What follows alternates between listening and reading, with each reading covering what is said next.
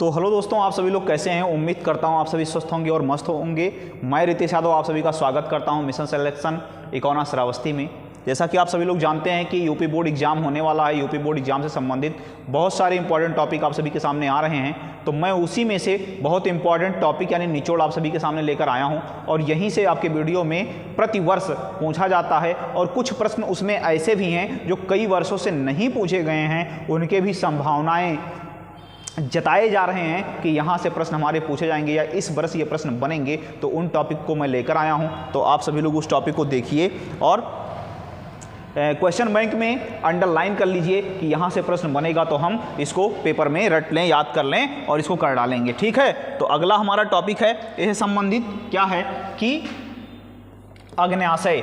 अग्न्याशय का एक मिश्रित ग्रंथि है। अग्न्याशय एक मिश्रित ग्रंथि है। इसके बारे में यानी कि हमें सचित्र वर्णन करना है, जो भी इस पर पूछा जाएगा एक्सप्लेन करने के लिए, तो उस टॉपिक को हम बखूबी वर्णित कर लेंगे यानी बना लेंगे, है ना। अगला प्रश्न है पाचन तंत्र का सचित्र वर्णन करना है। दूसरा, हृदय की संरचना, बाह्य एवं आंतरिक संरचना जो भी कुछ है उसको। तो यहाँ से हमारे इंपॉर्टेंट टॉपिक आते हैं, जिस इंपॉर्टेंट टॉपिक को आप सभी लोग देखिए और इसको अंडरलाइन कर लीजिए, हाईलाइट कर लीजिए, जो भी करना चाहे कर लीजिए, उसको याद कर लीजिएगा ताकि आपके एग्जाम में यहाँ से प्रश्न बनते हैं।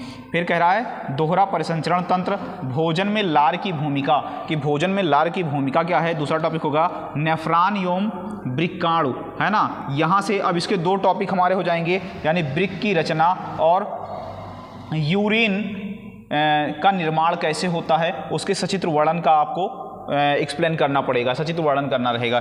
ठीक, अगला हमारा टॉपिक यहीं से बन जा रहा है क्या, पुष्प की संरचना। ये बहुत इंपॉर्टेंट है, कई सारे वर्षों में पूछे जाने वाले प्रश्न हैं। और आवृत बीजी पादप और लैंगिक जनन, ये आप सभी से पूछा जाएगा। दूसरा, परागण, मानव में जनन और परिवार नियोजन।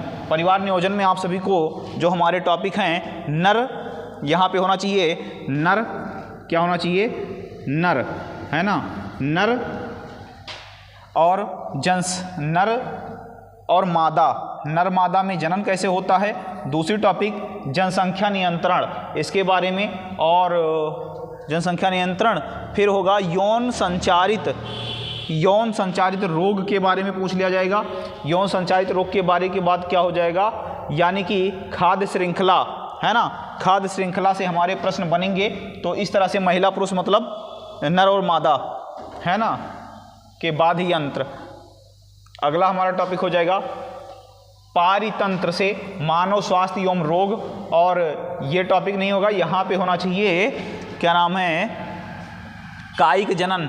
क्या होना चाहिए, यहाँ पे होगा कायिक जनन। ठीक, कायिक जनन होगा।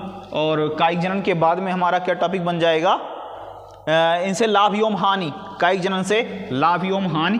और अगला टॉपिक हमारा क्या है, मेंडल के आनुवंशिकता का नियम या आनुवंशिकता का सिद्धांत, मेंडल का प्रयोग मटर पर। और एक प्रश्न हमारा ये बन जाएगा कि मेंडल ने मटर के पादप पर ही अपना शोध क्यों किया था। यहाँ से हमारे प्रश्न इतने इंपॉर्टेंट से टॉपिक बनते हैं, ठीक है ना। तो ये रही हमारे इतने इंपॉर्टेंट टॉपिक यूपी बोर्ड से संबंधित, जो कि एग्जाम में अक्सर पूछे जाते हैं। तो आप सभी लोग इसको याद कर लीजिएगा और यहीं से प्रश्न आप सभी का हो जाएगा। ये मान के चलिए 99.9% यहीं से हमारा प्रश्न आएगा, है ना। तो इससे बाहर का नहीं आएगा, ये बिल्कुल कंफर्म है। आप सभी लोगों जो पढ़ने में तेज विद्यार्थी हैं, जीनियस स्टूडेंट हैं, वो लोग इसको देखते ही जान गए होंगे कि हाँ यहीं से प्रश्न बनते हैं, ताकि वो कई वर्षों में इन प्रश्नों को देखा है और देखने को उनको मिला होगा सीरीज में या क्वेश्चन बैंक से। जिस भी तरह से आप लोग तैयारी करते हो, तो यहाँ से बहुत ही इंपॉर्टेंट क्वेश्चन है और इसको याद कर लो आप सभी लोग। धन्यवाद, मिलते हैं इसी के साथ किसी अगले टॉपिक में वेरी इंटरेस्टेड वीडियो के साथ में।